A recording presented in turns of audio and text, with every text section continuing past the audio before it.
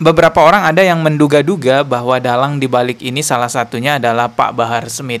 Tapi ini baru dugaan ya. Dugaan itu berawal dari ditemukannya fakta-fakta di lapangan. Salah satunya yang ditemukan ada seseorang yang ikut memukul juga, dalam videonya terlihat seperti itu, dan menggunakan baju yang bertuliskan di belakangnya ada Majelis Bahar tulisannya. Tuh, lihat.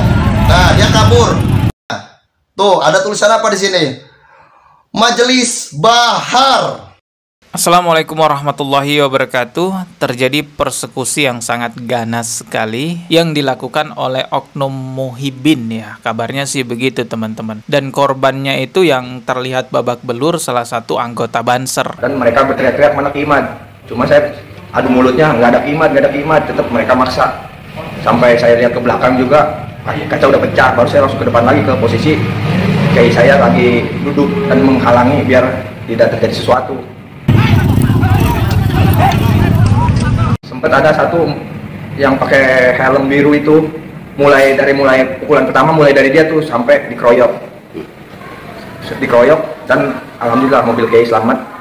Ya saya di situ babak belur. Jadi ternyata target utama yang dikejar-kejar itu adalah Kiai Imaduddin. Tapi ternyata di lokasi kejadian itu tidak ada Kiai Imaduddin dan berujung anggota Banser yang mengawal menjadi korbannya sampai dikeroyok. Ya katanya sih sekitar 50-an orang yang ada di sana. Pelakunya mungkin ada 50 orang.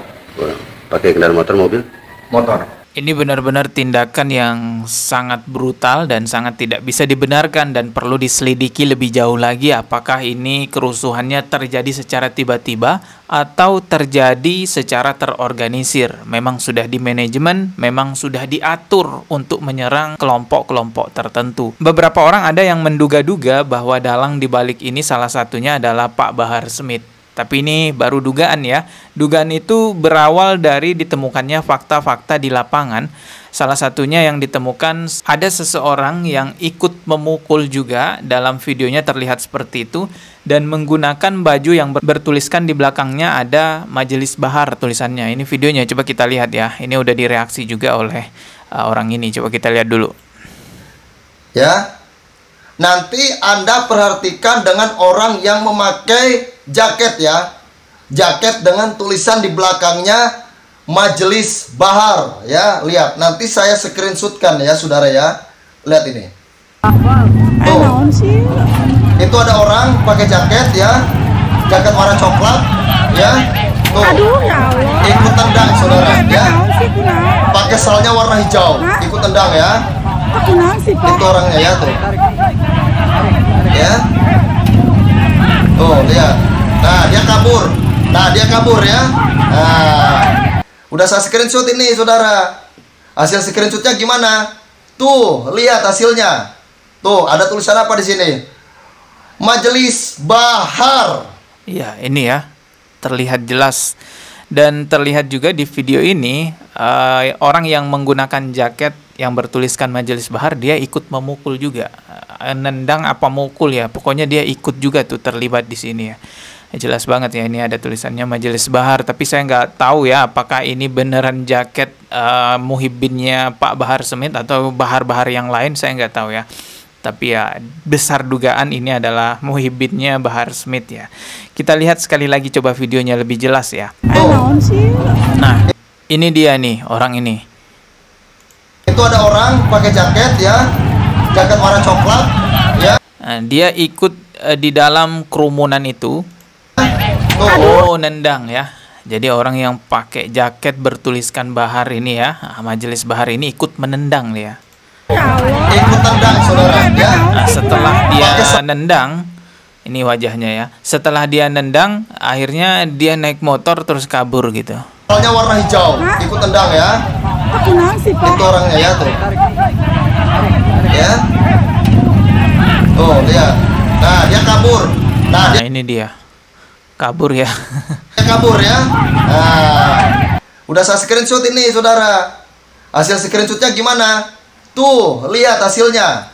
Tuh, ada tulisan apa di sini?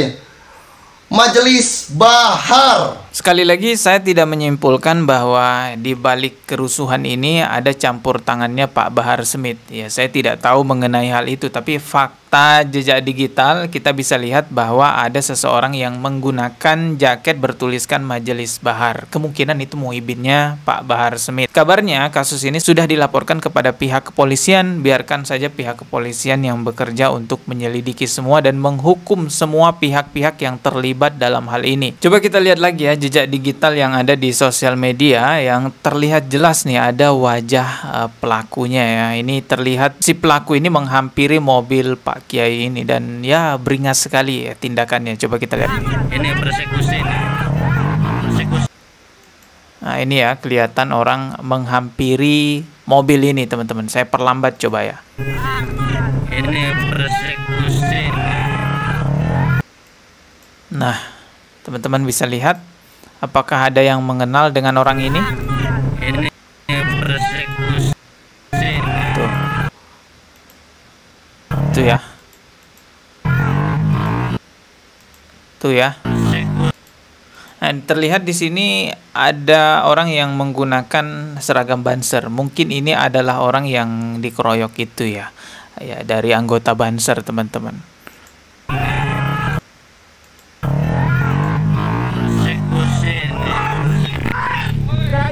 Habis dah setelah dihampirin sama orang yang tadi beringas itu, ya akhirnya kaca mobilnya dipecahkan, teman-teman.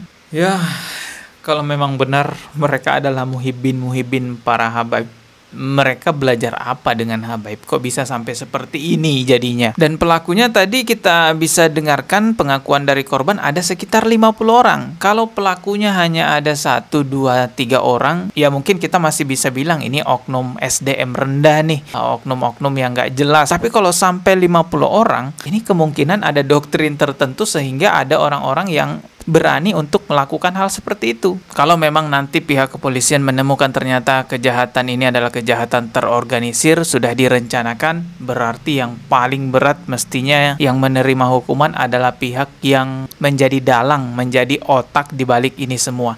Karena saya yakin teman-teman, pelaku-pelaku yang ada di lapangan itu mungkin mereka hanya korban-korban doktrin atau korban-korban hasutan-hasutan dari orang-orang tertentu. Tapi ya tetap aja pelaku yang ada di lapangan juga harus dihukum seberat-beratnya. Teman-teman, semestinya persoalan polemik nasab ini diselesaikan dengan ilmu, karena ini adalah ranah ilmu, bukan ranah fisik, bukan ranah adu jotos, bukan peperangan. Negara kita tidak sedang darurat perang, tidak teman-teman. Yang jadi masalah besar di negara kita adalah darurat kebodohan. Merajalelanya kebodohan inilah yang mengakibatkan perpecahan di mana-mana. Coba kita semuanya buka pikiran kita lebar-lebar, cerdaskan pikiran kita, sadari bahwa beda gagasan, beda pemahaman itu adalah hal biasa. Mari diselesaikan dengan ilmu, mari diselesaikan dengan dalil, dengan fakta ilmiah, bukan dengan adu jotos. Jadi kalau muhibin Ba'alawi ataupun petinggi-petinggi dari kalangan Ba'alawi ada yang pengen perang nih ya, sudah membara banget pengen perang,